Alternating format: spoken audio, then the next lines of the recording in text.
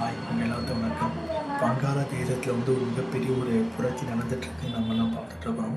அதில் உஸ்மான் ஐதி என்கின்ற இன்குலாப் மொனஞ்சான்னு சொல்லி ஒரு அமைப்பு இருக்குது. இந்த அமைப்பை சார்ந்த ஒரு நபர் நேற்று ஊர்வலத்தில் கொலை செய்யப்பட்டிருக்கார். 2 தினங்களுக்கு முன் ஊர்வலத்தில் கொலை செய்யப்பட்டிருக்கிறார். ஸோ இதுதான் ஒரு மிகப்பெரிய அங்கே கலவரமாக போயிட்டு. அதுக்கு முன்னாடி கடந்த 4 மாதத்துக்கு முன்னாடி பங்களாதேஷ் அதிபராக இருக்க ஆசினான்ற ஒரு பெண் வங்கதேச அதிபர் இந்தியாவுக்கு தஞ்சமடைஞ்சு பார்த்துருப்போம். ஸோ பங்களாதேஷில் யூனிஸ்னு ஒரு அமைப்பு, அதாவது யூனிஸ் என்கின்ற ஒரு அரசியல் நபர் பங்களாதேஷை கேப்சர் பண்ணிட்டார். ஏன்னா பங்களாதேஷில் பார்த்தீங்கன்னா அமைதி கிடையாது.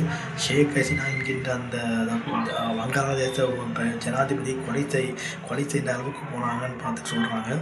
ஸோ அதனால் இந்தியாவுக்கு ஓடி வந்தாங்க. அவங்க அதனுடைய அரண்மனையில் போய் அவங்க உடை இன்னும் ரொம்ப ஒரு கேவலமாக பண்ணிட்டாங்க. ஸோ அவங்க தஞ்சமடை இந்தியாவுக்கு வந்தாங்க பார்த்துருப்போம். இப்போ தினங்களுக்கு முன்னால் உஸ்மான் ஐதின்ற ஒரு நபர் கொலை செஞ்சுருக்காங்க. அவர் நான் யூனிஸ்ட்னு ஒருத்தர் புதுசாக அங்கே இடைக்கால அரசை ஃபார்ம் பண்ணனுடைய ஒரு ரைட் ஹேண்ட் மாதிரி இருந்தவர். அவருக்கு ஆதரவானவர். அவர் இந்தியாவுடைய உளவுத்துறைக்கு முன்பு ஒரு சிலருடைய ஒரு பேச்சு எழுந்துட்டு இருந்தது.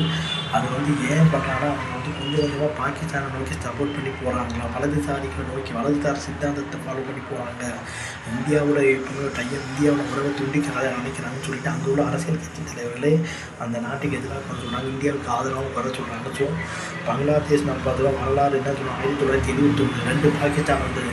இந்திரா காந்தி அம்மையார் அவருடைய முயற்சியால் ஒரு தனி நாடாக்கப்பட்ட ஒரு பங்களாதேஷ் இந்தியாவை டிபெண்ட் பண்ணியிருந்த ஒரு நாடுன்னு சொல்லலாம். பங்களாதேசம் இந்தியாவோட ஒரு நட்பு நாடுன்னு சொல்லலாம். ஸோ அப்பேற்பட்ட பங்களாதேஷ் இப்போ நடந்துக்க ஒரு கிளர்ச்சி ஒரு வருத்தத்துக்குரிய நிகழ்ச்சியாக இருக்குது. ஸோ இது சில அங்கே உள்ள சிறுபான்மை இந்துக்களுக்கும் அது பிரச்சனைன்ட்டு ஒரு சில வலதுசாரி சித்தாந்தம் கொண்ட சில பேர் இங்கே பேசிக்கிட்டு ஒரு கலவரத்தை தூண்டுற நிலவில் போயிட்டுருக்கிறாங்க. ஸோ இது நல்லது கிடையாது. நம்ம சேனல் எல்லா மதத்தினருக்கான ஒரு சேனல். ஸோ இது மாதிரியான நிகழ்வு இனிமேல் நடக்காமல் பார்த்துக்கணும்னு சொல்லியிருக்கேன். பங்களாதேஷில் ஊழியர்களில் அமைதி நிலவிட்டு நம்ம கடவுளை ப்ரே பண்ணிக்கிறத தவிர வேறு எதுவும் இல்லைன்னு சொல்லி என் வீடியோ முடிச்சுக்கிறேன். உங்களை இடைப்பெறும் முத்து பிரகாஷ். பாய்.